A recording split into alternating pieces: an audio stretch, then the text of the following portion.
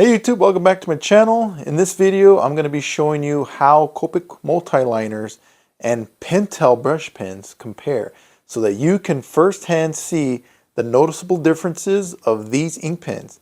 You're going to learn how each pen affects your lines, your ink style, and which one is right for you so that you can start drawing amazing illustrations and choose the right tool for you. Alright, so let me ask you, have you ever finished an ink drawing and it just feels off? Like your lines don't really have that much confidence and you don't really have that much of a natural flow. A lot of the time, it's really not your drawing, it's how you're using your pen. Alright, so let's talk about multiliners versus brush pens. Let's look at these side by side. With your multiliner, your line weight is very controlled. The line width doesn't really vary at all, and it's very consistent. The shading, it builds slowly with hatching and lots of marks. I'm using hatching and creating layering to create depth, and I build up form and value slowly. With the brush pen, it's actually slightly faster. Now look at the brush pen, right? Immediately you're going to see more contrast. There is more variation in the line weight, which equals a lot more energy. This is the same drawing, right? But a completely different feel. So one pen is very, in a sense, unpredictable, and that's going to also really influence how my illustration comes out. While the other pen is a lot more predictable in line weight and how I know that mark's going to come out. And so when you're looking at these two pens, make sure you understand that these pens can in fact influence how your illustration comes out. Ultimately, you're going to be the one that will dictate it as you practice with these pens, but they will influence to a certain degree how your illustrations come out. So when you're using a multiliner, you want to think in layers. You're building the drawing piece by piece. Each line that you do, it has intention. Each line matters because it will become the form of the object that you're drawing. You're not filling in shadows with these pens. You're literally constructing the shadow line by line. That's the key to using multiliners and fine liners. If this is a style that you like, then these are the pens for you. But this is where some of you may get stuck. You see, if you're not careful, even when you're not really trying to, you might tend to rush the value, rush the hatching. You might even tend to press too hard to get darker lines. Some of you may even try to force shading and value too early with these pens, and that's when the drawing starts getting way too messy. So instead, you got to make sure that you slow down and let the lines build naturally. Sit back, squint your eyes and see where more lines need to be added and build up gradually in layers. So really, multiliners work best for people who like realism, very detailed illustrations, and clean line work. Maybe somebody who's a little bit more rigid and likes things a little more perfect will love fine liners. All right, so now let's talk about the brush pens. Is this right for you? Well, this pen really tends to create very expressive illustrations. With these pens, you're not really thinking in lines or slowly building in value as a multiliner. You need to think in shapes and line thickness.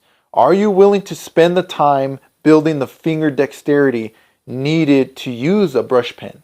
And with these, instead of building value slowly, you place it all at once from thin to very thick lines. I tend to find that these brush pens make my illustrations very confident and direct, as opposed to the multiliner illustrations, which are a little bit more controlled and methodical. So the challenge with brush pens, however, is controlling the tip. Brush pens, they really do expose your skill and your control of pressure sensitivity. If you're unsure, then this pen will immediately show how unsure you are. So with these pens, really the goal isn't perfection. It's confidence when using this pen. Brush pens really do work best for drawings where you need lots of shadow and value to be added very quickly. If you're an impatient person, if you really like more stylized illustrations with a bit of unpredictability, and if you just want to illustrate something really quick and dynamic, like dynamic characters, this pen is going to be the pen for you. Hey, real quick, if this comparison is helping you see your drawings a little bit differently, hit the like and subscribe. I've got more breakdowns coming that will help you actually improve your line work with these pens. And remember, being naturally interested in drawing is really a gift from God. It's our job to develop it and share it with the world. All right, now both of these were finished with neutral gray markers. Both of these illustrations were. But look at how the ink changes as a result. Yes, markers add so much more interest, but without a solid foundation, they really pale in comparison just with the ink by themselves. Full disclosure though, the first drawing I did with the Multiliner, I had zero warm-up and I wanted to just get it in and out, try to test the Multiliner really quickly. So the brush pen one that I did second, I did have a little bit more practice, which you can probably see in the face. However, it's hard to compare depending on your style, which one really seems to be more dramatic, which one has more gesture to it. So depending on what style of illustration you like, your pen really is going to influence how it comes out. For me, the brush pen, I felt like I was able to add a little bit more contrast, whereas the Multiliner, I felt a little bit more stiff, but I liked the way the gesture came out. I was able to focus more on gesture and the whole composition of how the drawing came out, because with the brush pen, I was more focused on controlling my line weight, controlling my pressure sensitivity. So that might be one thing that you need to consider as well. And with these two illustrations, especially the Multiliner, the marker sits cleanly between the lines. Everything feels controlled, and if it's done right, it can blow any other pen out of the water. With the brush pens, the marker blends into these bold shadows and sometimes can hide behind them. The line weights feel heavier, more graphic, which really can appeal to some of you as well. So that's something to think about. This is something that I've been experimenting with a lot myself, especially while designing characters for my sci-fi illustrated novel that I'm working on. Trying different pen styles to match different styles is very important, because the tool actually shapes the world that you're building.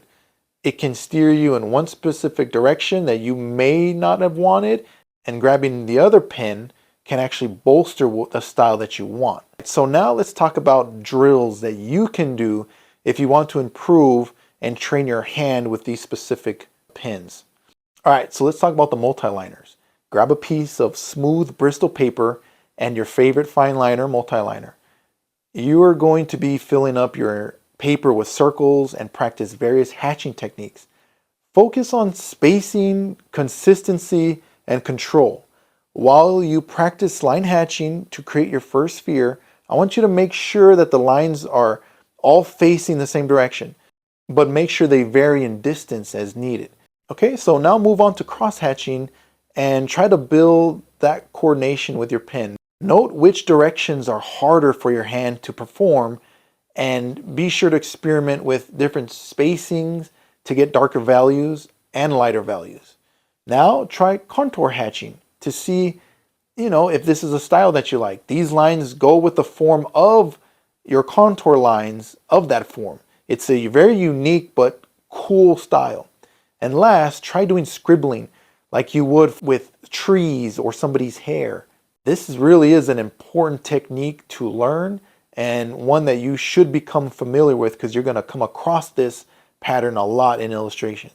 And be sure to take note of how your multiliners feel in your hand while doing these drills. All right, so now let's go to the brush pens drills. Let's move on and see how your hands perform with this pen. Do the same drills with the spheres, but notice that you need to control the tip of the brush far more accurately to get the lines you want. And remember that the slightest pressure will result in very thick line weights, and reducing the pressure will result in ultra thin lines.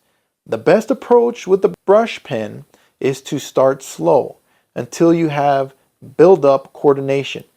Build that muscle memory with your hands. I suggest doing around 10 to 15 minutes a day just to build arm dexterity and hand dexterity. And once or twice a week, just let loose for hours whenever you find the inspiration. These are going to be the times where you grow the most, okay? But consistency first, because at the end of the day, it isn't about choosing the better pen.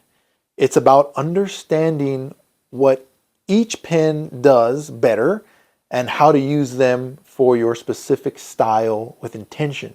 Multiliners give you control. Brush pens give you expression. And the more you practice both, the more your drawings start to feel alive. The more you own that tool of yours. So if your work feels stiff right now, don't get discouraged.